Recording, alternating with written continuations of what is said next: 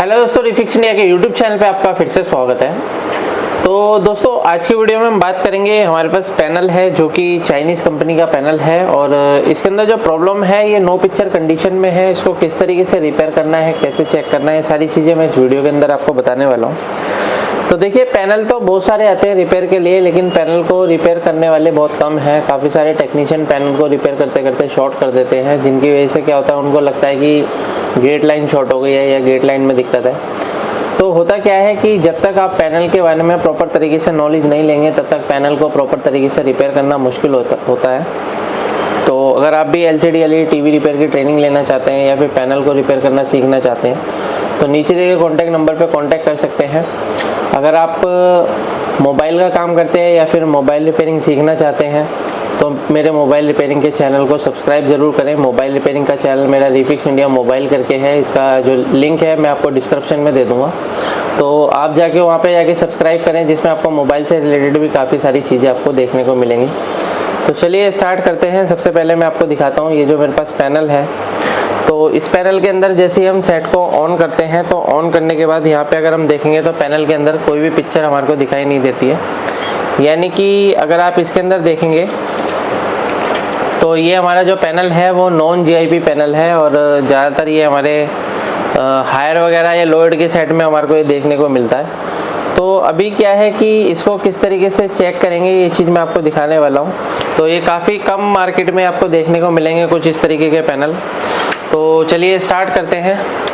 यहाँ पे मैं मल्टीमीटर को सेट कर लेता हूँ DC वोल्ट की रेंज पे। और यहाँ पे अगर हम ये देखेंगे, देखिए पैनल के अंदर हमारे को क्या करना होता है। सबसे पहले कभी भी पैनल को चेक करते हैं तो पैनल को चेक करने के लिए सबसे पहले हम पैनल की सभी वोल्टेज चेक करते हैं कि पैनल के अंदर जितनी भी वोल्टेज बनती है वो सभी ओके है या नहीं है। तो पैनल को चेक करने के लिए सबसे पहले मैंने यहाँ पे देखिए फ्यूज़ पे हमारे को 12 वोल्ट की सप्लाई जो है बिल्कुल परफेक्ट तरीके से यहाँ पे मिल रही है। ये 12 वोल्ट की सप्लाई हमारी आउटपुट हो रही है, 12 वोल्ट ओके है। तो ये देखिए यहाँ पे जो है ये 12 वोल्ट ओके होने के बाद यहाँ पे अगर आप देखेंगे तो इसके अंदर जो IC यूज़ की गई है वो G5561A IC है और ये हमारी DC to DC IC है। तो इसका जो डायग्राम होता है वो हमारे को नेट पे मिल जाता है। और इसको चेक करने के लिए सबसे पहले हम ये देख लेते हैं कि हमारा जो ये वोल्टेज आउटपुट निकालती है सबसे पहले 3.3 वोल्ट की सप्लाई। तो अगर हम यहाँ पे देखेंगे तो हमारे को यहाँ पे 3.3 वोल्ट की सप्लाई जो है यहाँ पे देखने के लिए मिल रही है। अभी देखिए ये जो हमारी 3.3 वोल्ट की सप्लाई है ये हमारी जाती है टीकॉन IC के अंदर। अगर हम टीकॉन IC देखेंगे तो टीकॉन IC के अंदर हमारा 3.3 वोल्ट की सप्लाई इनपुट होती है। तो यहाँ पे अगर हम देखेंगे एक एक पिन पे हमारे को 3.3 वोल्ट बिल्कुल परफेक्ट तरीके से मिल रहा है। उसके बाद 3.3 वोल्ट के बाद इस IC के अंदर जो वोल्टेज जाती है वो हमारी 1.8 वोल्ट की सप्लाई जाती है। जैसे कि अगर हम यहाँ पे देखते हैं तो यहाँ पे अगर हम देखेंगे हमारे को यहाँ पे जो है 1.8 वोल्ट की सप्लाई मिलनी चाहिए। तो यहाँ पे हमारे को 1.8 वोल्ट की सप्लाई जो है नहीं मिल रही है। तो 1.8 वोल्ट देखिए क्या होता है, ये हमारा बनता है इस रेगुलेटर के द्वारा। तो रेगुलेटर में देखेंगे 3.3 वोल्ट की सप्लाई ओके है। तो फिलहाल हम ये देखते हैं कि हमारा यहाँ पे जो 1.8 वोल्ट आना चाहिए। कई बार क्या होता है कि पैनल की सारी वोल्टेज बनने के बाद भी हमारी वोल्टेज बनती है। तो हम इसको देखते हैं। तो यहाँ पे अगर आप देखेंगे तो हमारे पास कुछ ये सर्किट है जो हमारा VGH VGL AVDD के लिए सर्किट बना होता है। तो यहाँ पे अगर हम सर्किट में चेक करते हैं, सबसे पहले हमारा जो वोल्टेज यहाँ पे बन रहा है ये तो 6 वोल्ट की सप्लाई है। और यहाँ पे अगर हम देखते हैं तो यहाँ पे अगर आप देखेंगे तो AVDD वोल्टेज जो है हमारा परफेक्ट तरीके से बन रहा है। AVDD वोल्टेज बन रहा है, इसका मतलब ये है कि जो हमारी IC है वो गेट पल्स जनरेट कर रही है, जिससे कि हमारा AVDD वोल्टेज जो है बूस्ट हो रहा है। यानी कि जो 12 वोल्ट की सप्लाई है 12 से हमारा 13 वोल्ट के अराउंड हमारे को यहाँ पे वोल्टेज मिल रहा है। और ये 13 वोल्ट की सप्लाई हमारे बूस्ट सर्किट में जाती है। तो यहाँ पे अगर हम देखेंगे तो 30 वोल्ट हमारा VGH वोल्टेज जो है हमारा परफेक्ट तरीके से बन रहा है। और VGH के बाद अगर हम यहाँ पे देखते हैं तो हमारे को यहाँ पे VGL वोल्टेज भी बिल्कुल परफेक्ट तरीके से यहाँ पे मिल रही है। यानी कि पैनल के अंदर जो VGH VGL जो वोल्टेज होती है वो काफ़ी मेन वोल्टेज होती है, जो कि हमारी गेट लाइन को स्टार्ट करने का काम करती है। गेट कॉफ के अंदर ये वोल्टेज हमारी जाती है। तो ये वोल्टेज हमारी बिल्कुल परफेक्ट तरीके से बन रही है। उसके बाद अगर हम यहाँ पे देखेंगे तो यहाँ पे हमारी एक गामा IC लगी हुई है। गामा IC के अंदर अगर हम वोल्टेज चेक करते हैं तो 5 वोल्ट हमारा VCOM वोल्टेज है, जो हमारा ये आउटपुट निकाल रही है। VCOM वोल्टेज ओके है। उसके बाद और यहाँ पे देखते हैं तो ये 12 वोल्ट की सप्लाई हमारी इनपुट हो रही है, 3.3 वोल्ट इनपुट हो रही है, यानी कि ये जो गामा आईसी है, गामा आईसी की वोल्टेज रिक्वायरमेंट बिल्कुल कंप्लीट है, ओके है। तो यहाँ पे अगर हम देखेंगे तो ये गामा का सर्किट बना हुआ है और यहाँ पे गामा के टेस्टिंग पॉइंट यहाँ पे बने हुए हैं। लेकिन फ़िलहाल हमारे को ये चीज़ देखनी है कि पैनल के अंदर पिक्चर क्यों नहीं आ रही है। तो फ़िलहाल तो मुझे ये चीज़ दिखाई दे रही है कि यहाँ पे जो मेरे को वोल्टेज मिलना चाहिए, तो यहाँ पे अगर हम देखते हैं तो यहाँ पे हमारे को 1.8 वोल्ट की सप्लाई देखने को मिलनी चाहिए, जो कि इस रेगुलेटर से बनती है। और ये रेगुलेटर का अगर हम इनपुट पॉइंट चेक करते हैं तो 3.3 वोल्ट ये इनपुट ले रहा है। तो फिलहाल यहाँ पे हम अलग से वोल्टेज देकर चेक करते हैं 1.8 वोल्ट। तो देखिए, वोल्टेज देने के लिए काफ़ी सारे हमारे पास रिसोर्सेज होते हैं, जैसे कि यहाँ पे अगर आप देखेंगे मार्केट में इस तरीके के बक कन्वर्टर भी अवेलेबल है, लेकिन इसको हमारे को लगा के देखना है कि क्या कंडीशन रहने वाली है। तो सबसे पहले मैं इसको क्या है रिमूव करूँगा, और रिमूव करने के बाद हम देखते हैं इसको लगाएंगे कैसे। तो ये मैं आपको पूरा प्रोसेस दिखाने वाला हूँ, तो वीडियो को आप एंड तक ज़रूर देखें, जिससे कि आपको क्या है कंप्लीट तरीके से कंफर्म होगा कि किस तरीके से हम अलग से मॉडिफिकेशन करके पैनल को रिपेयर कर सकते हैं। क्योंकि क्या होता है, पैनल में कई बार कुछ पार्ट्स नहीं मिलते तो हमारे को मॉडिफिकेशन करनी पड़ती है। तो मॉडिफाई कैसे किया जाता है वो मैं सारी चीज़ें इस वीडियो के अंदर दिखा रहा हूँ, और काफ़ी सारी वीडियोस मैं बना चुका हूँ, जैसे कि आप मेरी पिछली वीडियो के अंदर भी काफ़ी देख सकते हैं।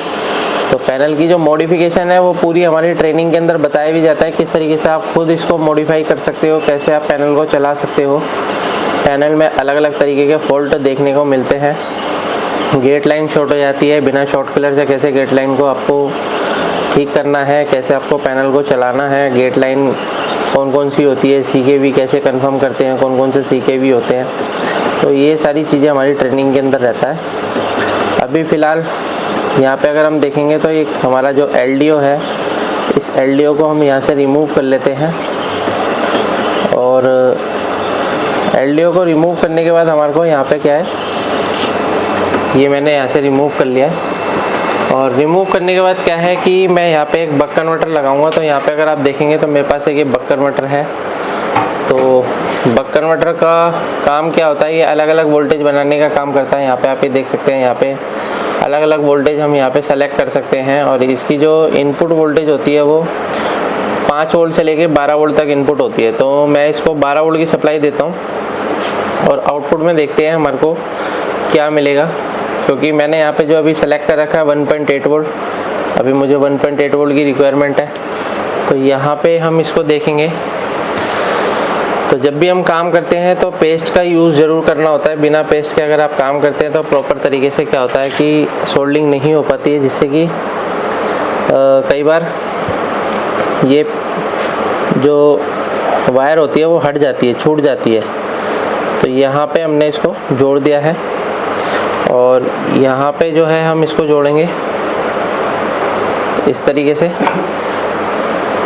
तो यहाँ पे मैं क्या है 12 वोल्ट की सप्लाई सीधा फ्यूज़ से ले लेता हूँ इसके। ये मैंने 12 वोल्ट की सप्लाई फ्यूज़ से ले लिया।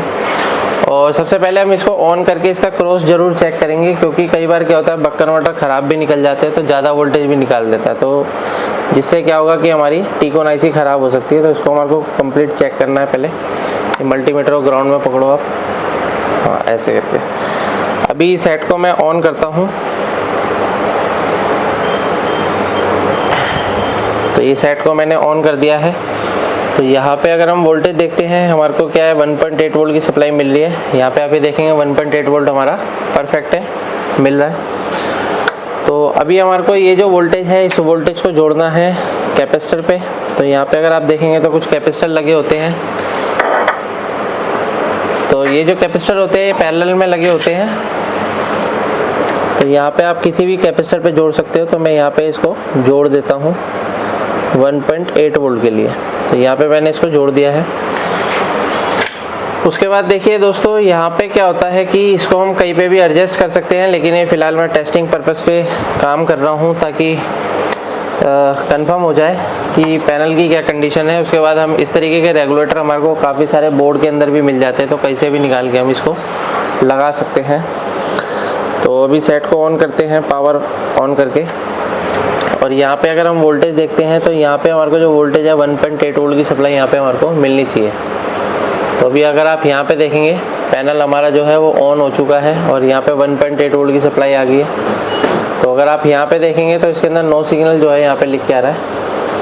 तो अभी जो पैनल है हमारा बिल्कुल फर्स्ट क्लास तरीके से अभी हमारा पैनल चल रहा है। इस तरीके से हम किसी भी पैनल को आसान तरीके से रिपेयर कर सकते हैं। पैनल में अलग अलग तरीके के फॉल्ट आते हैं, पैनल की मॉडिफिकेशन, आजकल जो पैनल आ रहे हैं बिना टी-कोन के पैनल आ रहे हैं, उनको कैसे आपको रिपेयर करना है, कैसे आपको उसको चेक करना है, तो ये सारी चीज़ें अपनी ट्रेनिंग के अंदर मैं आपको बताता हूँ।